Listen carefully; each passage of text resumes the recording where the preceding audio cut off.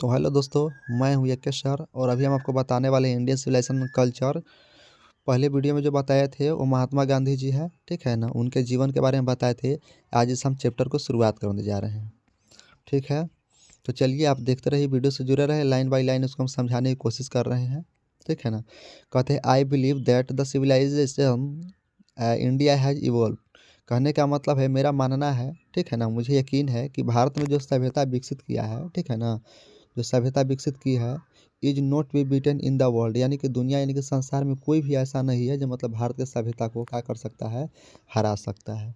गांधी जी कहने का मतलब है कि मुझे विश्वास है कि जो भारत में सभ्यता विकसित किया है वो सभ्यता दुनिया का कोई भी ऐसा नहीं है जो भारत देश का संस्कृति को या सभ्यता को उसे डुबा सकता है, उसे मिटा सकता है, उसे हरा सकता है, ठीक है।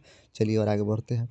Nothing can equal the seed sound by our ancestor. कहने का मतलब है कि जो भी कोई चीज़ हमारे पूर्वज के द्वारा बोए गए थे, ठीक है ना, जो हमारे पूर्वज के द्वारा बोए गए थे वो बराबरी नहीं कर सकता।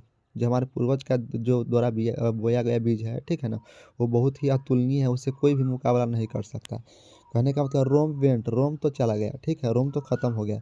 Greece shared the same fate. Greece के भी वही भाग्य को समझा गया, ठीक है ना, यानी कि उसी तरह से जैसे ही रोम है ना चला गया, उसी प्रकार से ग्रीस भी समाप्त हो गया, ठीक है।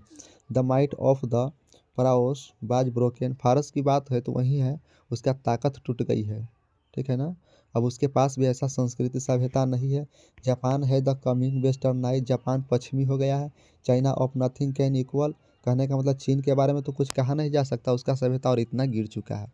देखिए, कहने का मतलब ये है कि भारत में जो सभ्यता और संस्कृति विकसित हुआ है, ठीक है, वो बहुत ही अतुलनीय है, बहुत ही सबसे महत्व देने वाली है, ठीक है ना। गांधी जी कहते हैं कि मुझे विश्वास है जो भारत में सभ्यता और संस्कृति विकसित किया है वो दुनिया के अपराज्य है, उससे कोई पराजित नहीं कर सकता है, ठीक है ना। कहते हैं nothing can equal seed sound by our ancestor. जिसका पूर्वजों के द्वारा बोया गया बीज है ना, ठीक है, तो वो कभी किसी की बराबरी नहीं कर सकता। हमारे जो यहाँ पर संस्कृति और सभ्यता जो विकसित हुआ है उससे कोई भी देश वाला मुकाबला नहीं कर सकता। कहते हैं रोम तो चला गया, ग्रीस है तो उसी प्रकार से बट गया, ठीक है। अपराओस है तो वो ताकत उसकी टूट गया है। जापान है तो जापान चाइना है ना, जापान है सो उसी प्रकार से पश्चिमी हो गया है, विदेशी हो गया है, ठीक है। नथिंग कैन चाइना के बारे में तो कुछ कहा नहीं जा सकता, ठीक है। तो दोस्तों समझ में आया होगा और आगे बढ़ते हैं।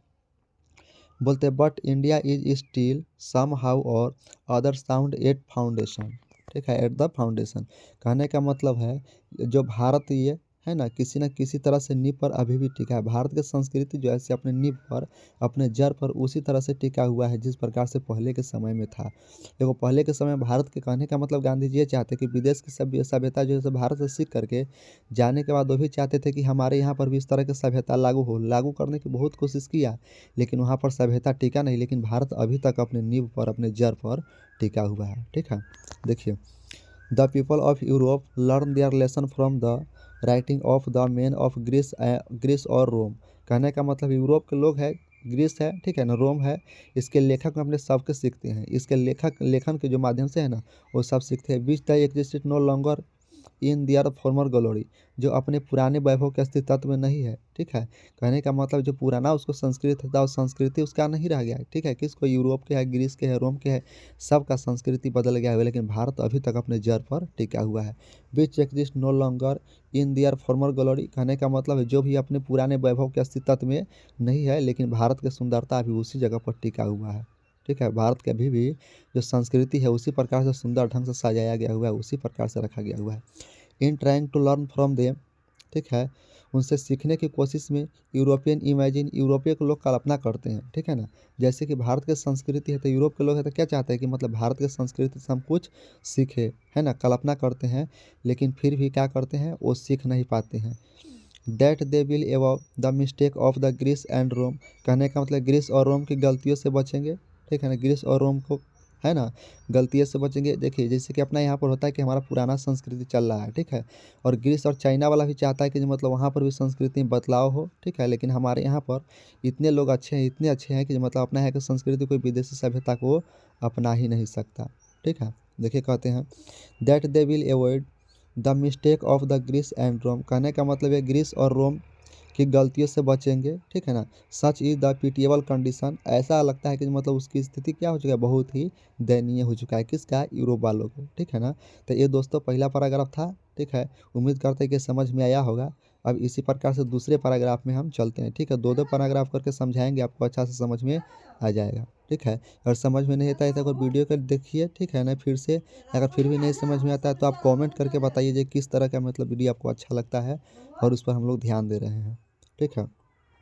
कहते हैं in the midst of all this, इस सब के बीच में India remains immovable and that is her glory, ठीक है। कहने का मतलब भारत भी है तो वहीं अपनी सभ्यता पर अड़ा हुआ है, अपने संस्कृति पर अड़ा हुआ है, ठीक है, अपने भावनाओं पर टिके हुए हैं। लेकिन दूसरे दूसरे देश वाला के कब आया कब खत्म हो गया किसी का पता नहीं चला। It is a change against India, ठीक है। कहने का मतलब भारत के खिलाफ आरोप है कि that is the her people are so uncivilised ignorant and the stolid. कहने का मतलब है कि उसे लोग इतने सभ्य ज्ञानी और अडिग है कि उसको समझ में नहीं आता है कि संस्कृति किस तरह से होना चाहिए, कैसा होना चाहिए, ठीक है।